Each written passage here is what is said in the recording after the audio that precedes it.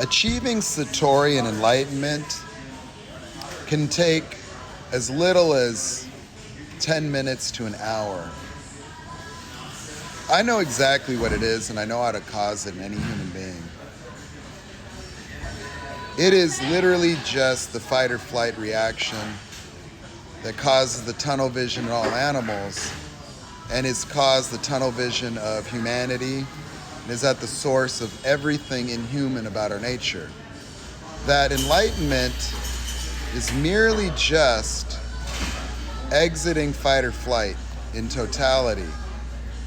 That meditation was the first access because the states of relaxation created in meditation relax the autonomic nervous system, fight or flight, to the point where it released the tunnel vision that caused the wakeful experience of the human being to merely be in a perpetual reactionary paradigm.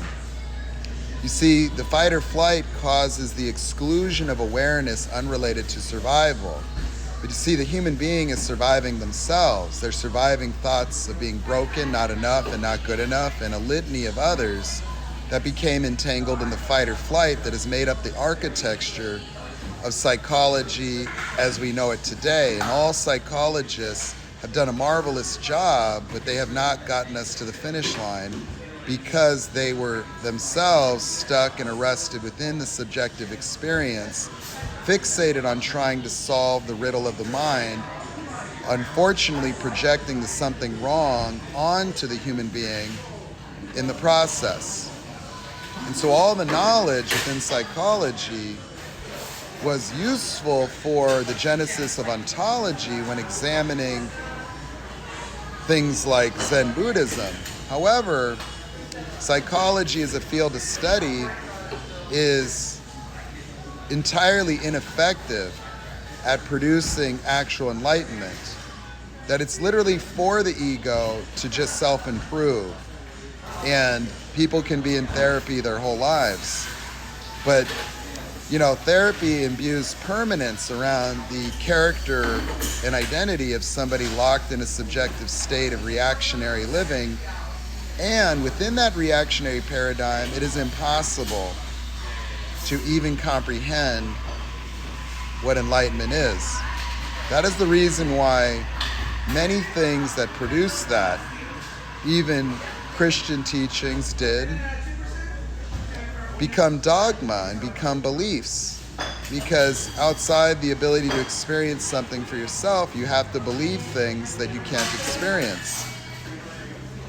But when you examine from outside the boundaries of this subjective state, you see, without any attachment, exactly how these things worked. You see, enlightenment worked, or Buddhism worked, through meditation and relaxation of this, this sympathetic nervous system, that there's a physiology to tunnel vision. It has a profound effect. You see, human beings as children had their first fight or flight reaction and created all these thoughts of self that became organized and projected outward to be survived forever. It's as if you created an invisible jungle where you would react to thoughts of not good enough, creating abandonment fear. And because everyone does it, it's normalized. We just presume that is just the way it is.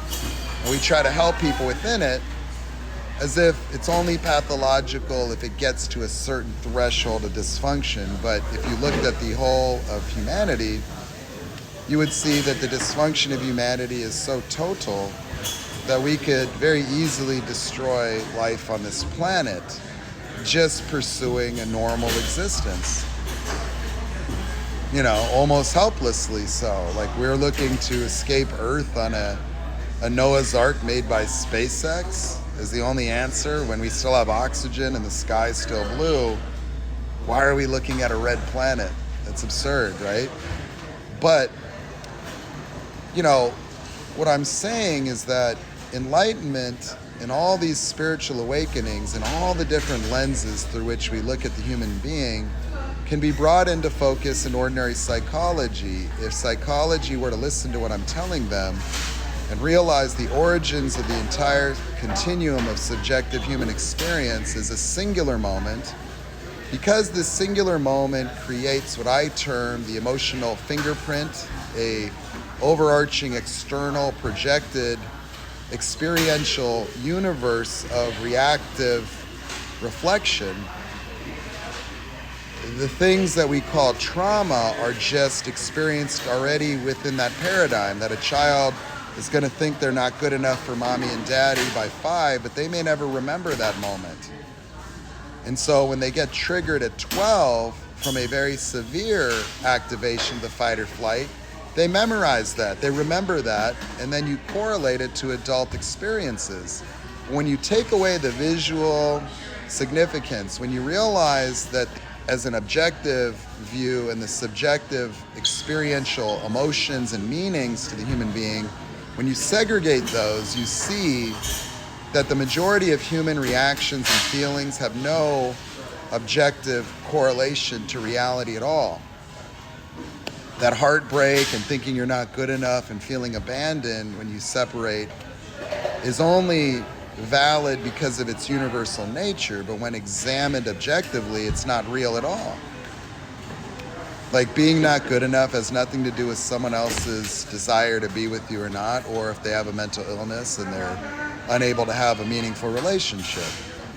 You know, fearing failure has a catastrophic impact on people, causing failure, that all avoiding perpetuate actual, paradigms of repetitive behaviors that fulfill the concern itself, imbuing a sense of permanence around the person's own characterization of their life.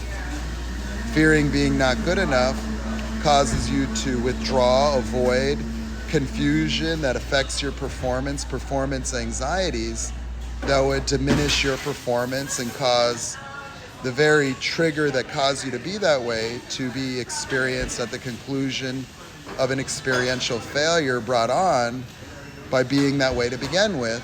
And now you've got a memory that reaffirms that you are this not good enough person that needs to fix yourself, needs therapy, needs to read more books to prepare in an avoidance of more of the same triggers that you anticipate in an anxiety-fueled life where all of your problems are threatening to you at all times, thus keeping you in a reactive, subjective, tunnel vision, fight or flight state that psychology has wholly failed to articulate.